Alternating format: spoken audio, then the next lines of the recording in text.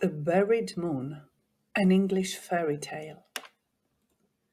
Long ago, in my grandmother's time, the Carland was all in bogs, great pools of black water, and creeping trickles of green water, and squishy moles which squirted when you stepped on them. Well, Granny used to say how, long before her time, the moon herself was once dead and buried in the marshes. And as she used to tell me, I'll tell you all about it. The moon up yonder shone and shone, just as she does now.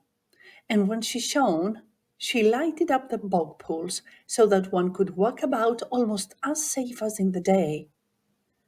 But when she didn't shine, out came the things that dwelt in the darkness and went about seeking to do evil and harm.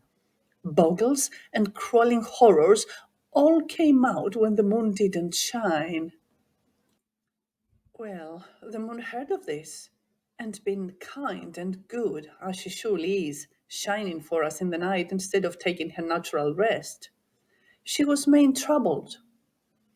I'll see for myself, I will, said she. Maybe it's not so bad as folks make out. Sure enough, at the month's end, down she stepped, wrapped up in a black cloak, and a black hood over her yellow shining hair. Straight she went to the bog edge and looked about her. Water here and water there, waving tussocks and trembling moles, and great black snags all twisted and bent. Before her all was dark, dark, but for the glimmer of the stars in the pools and the light that came from her own white feet stealing out of her black cloak. The moon drew her cloak faster about and trembled, but she wouldn't go back without seeing all there was to be seen. So on she went, stepping as light as the wind in the summer from tuft to tuft between the greedy gargling waterholes. Just as she came near a big black pool, her foot slipped, and she was nigh tumbling in. She grabbed with both hands at a snag nearby to steady herself with.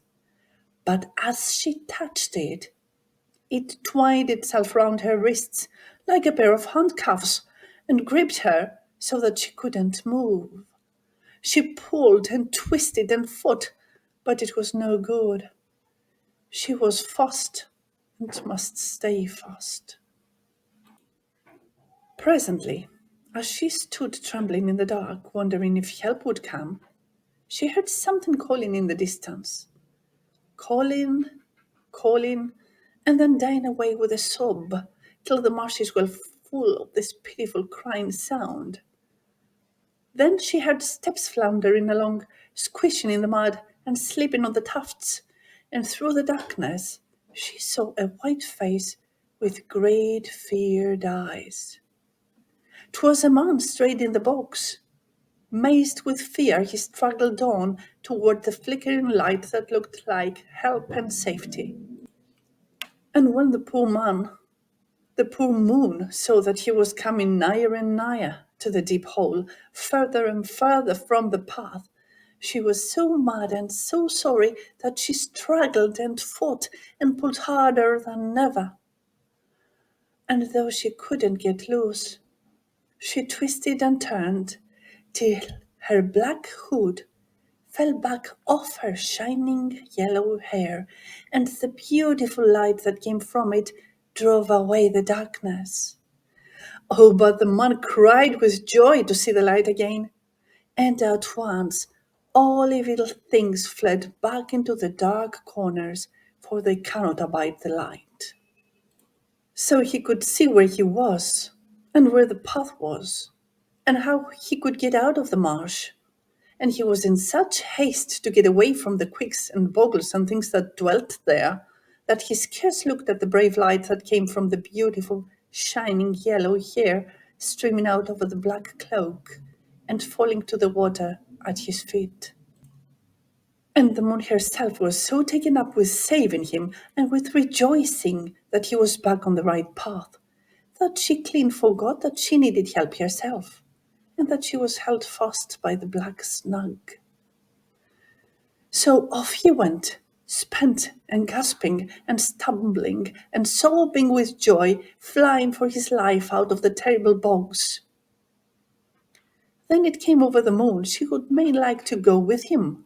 So she pulled and fought as if she were mad, till she fell on her knees, spent with tugging at the foot of the snag.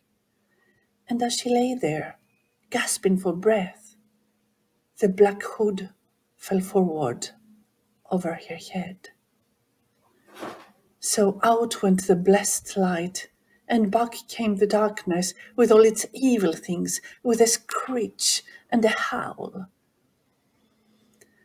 They came crowding round her, mocking and snatching and beating, shrieking with rage and spite, and swearing and snarling, for they knew her for their old enemy that drove them back into the corners and kept them from working their wicked wills.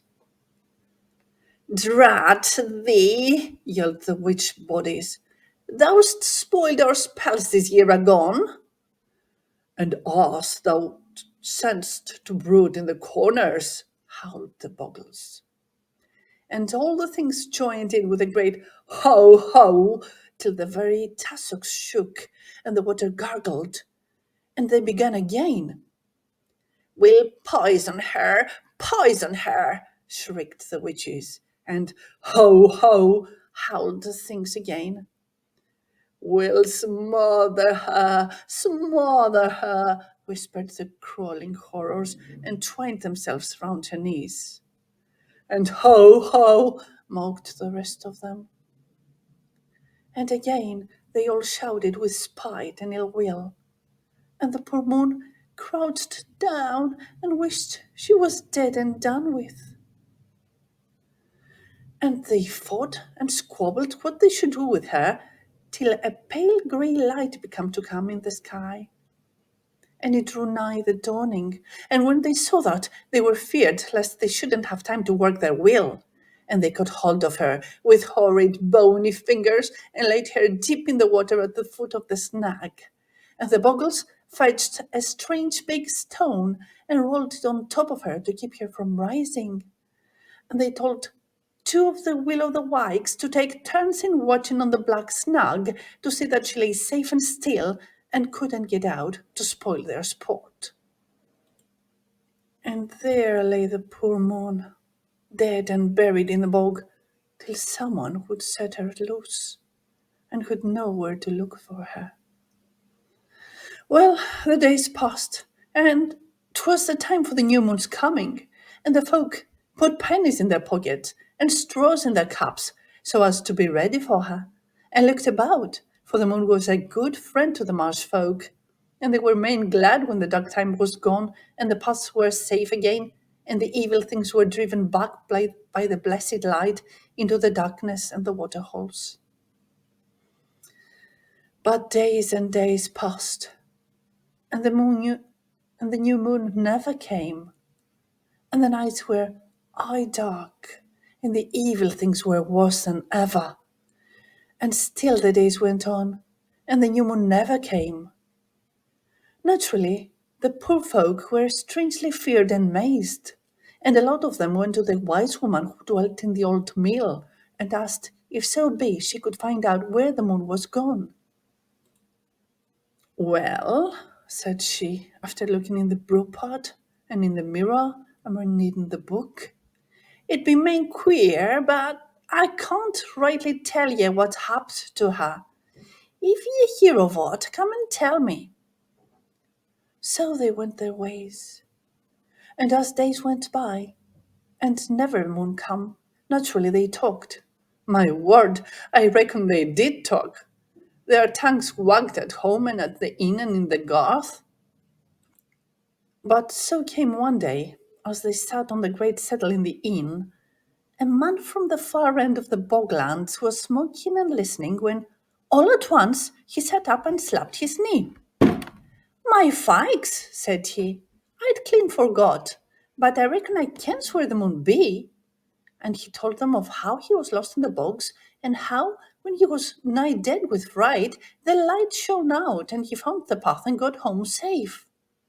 So they all went to the wise woman and told her about it, and she looked long in the pot and the book again, and then she nodded her head.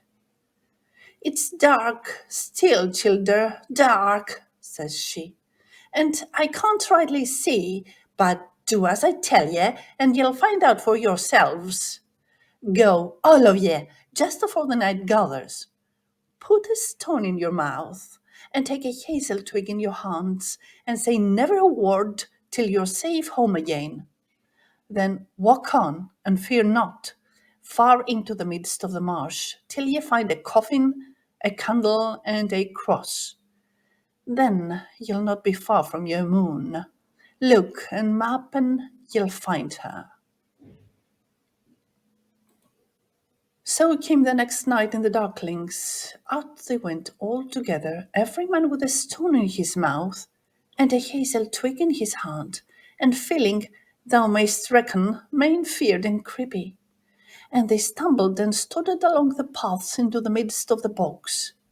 They saw not, though they heard sighings and flutterings in their ears, and felt cold, wet fingers touching them.